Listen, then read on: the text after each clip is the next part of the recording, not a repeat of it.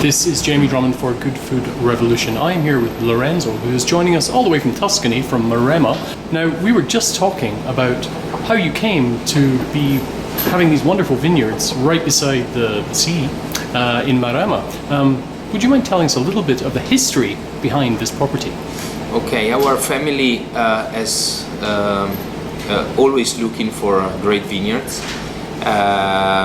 Is one of the oldest family in the wine business, and we have different vineyards all over Italy.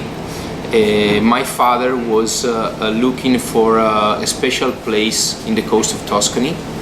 We ended up at Podere San Cristoforo, small organic vineyard in the coast of Tuscany, about 5 kilometers from the sea. And we ended up there because of the soil. I mean, the soil is just fantastic. It has clay and gravelly soil. It's an ancient riverbed. In Maremma, what is lacking is water. We have a lot of sun, clear skies.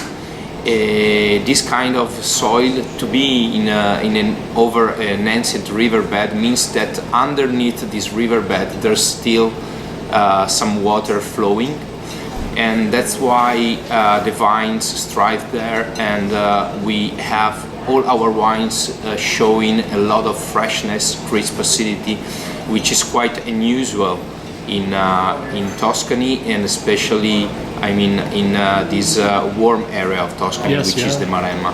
And that's why also we decided to plant Sangiovese and not, for example, Cabernet Sauvignon or Merlot. Which you find a lot of in Maremma, right? Exactly. Yeah.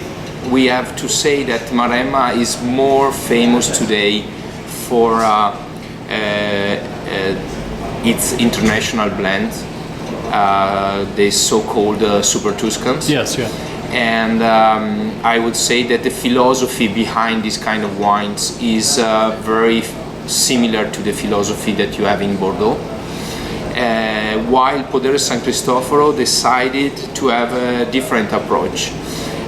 We have more a Burgundy approach. Okay. So single vineyard, single varieties, and the pure expression of the terroir.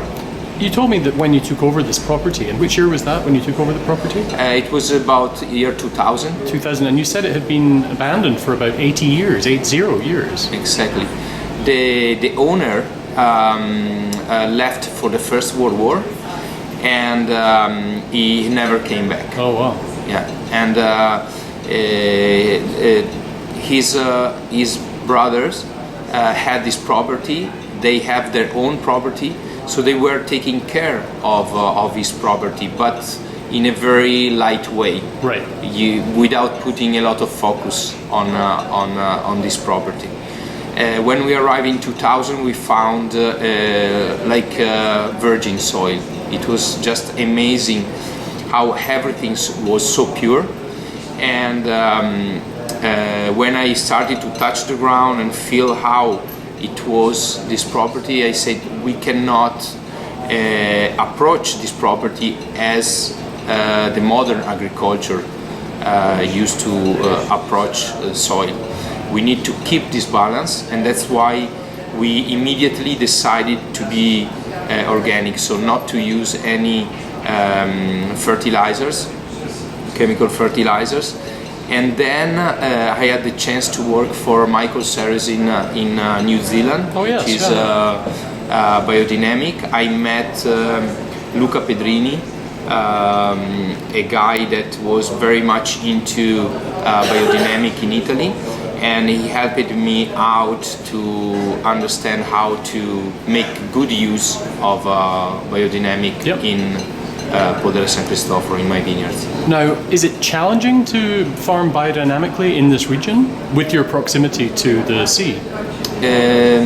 It's challenging. Always is more challenging because, of course, modern agriculture gives you a lot of tools that makes everything easier, right? So there's more work, behind an organic vineyard and a biodynamic vineyard. What we are facilitated is because of the nice climate. We have quite dry weather, not a lot of rain because all the clouds are pushed from the ocean to the mountains that are around us. So humidity is not an issue. Exactly. Yeah. So it's a very dry soil, even if under these soils there's water, but on the surface it's very dry, and that is a big help against vines diseases. So in a way we are facilitated, but of course still needs a lot of care to have a vineyard with a biodynamic approach. Now your family are one of the most well-known wine families in Italy. How do they feel about your side project down in Maremma? My family actually supported me. I mean, we are all wine lovers.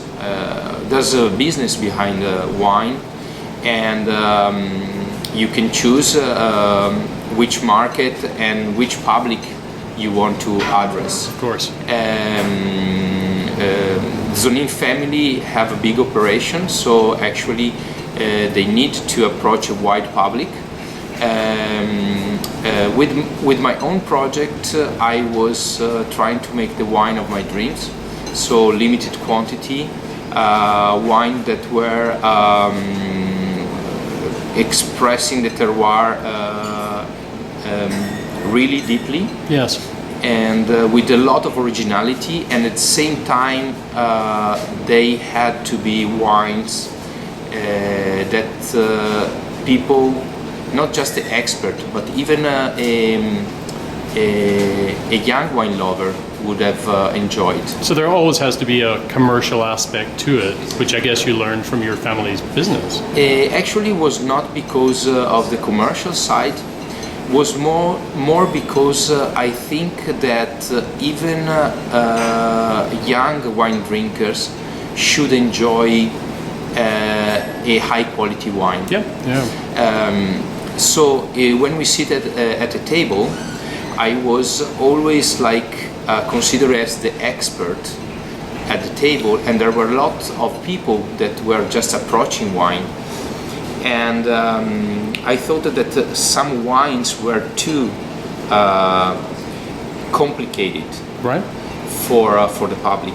So my effort was to be able to deliver a wine that everybody could understand. Yep, yeah, I understand. Did you do that through the vinification process?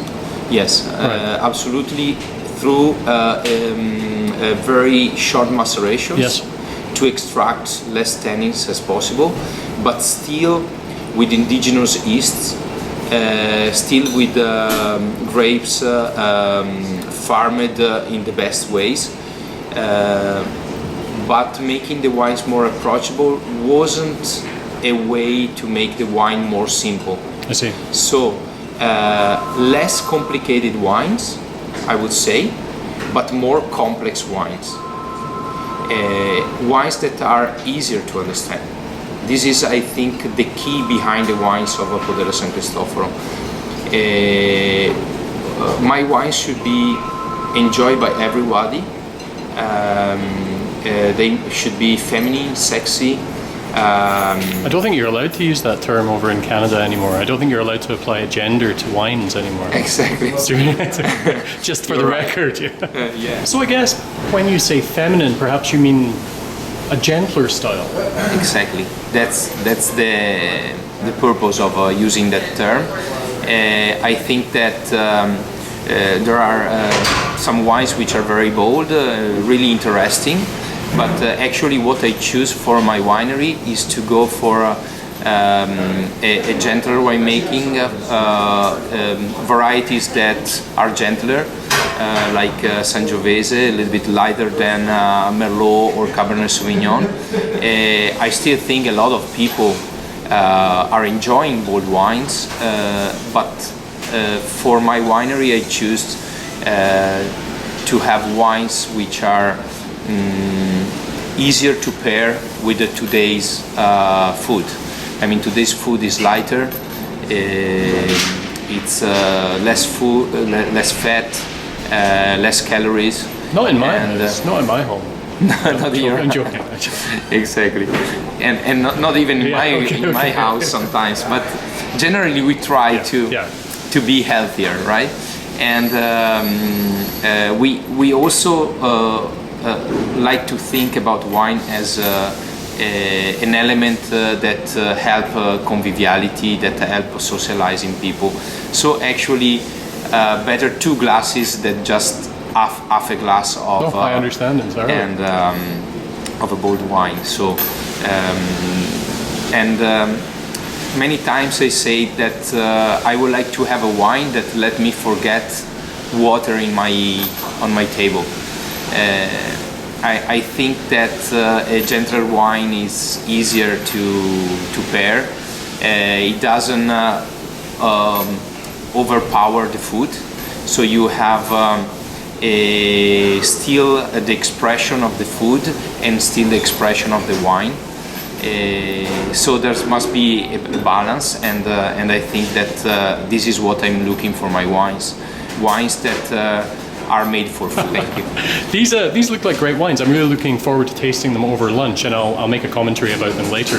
But Lorenzo, thank you very much for bringing your wines to Toronto today at Paris, and thank you for your time. Thank you. Bye for now. Thank you.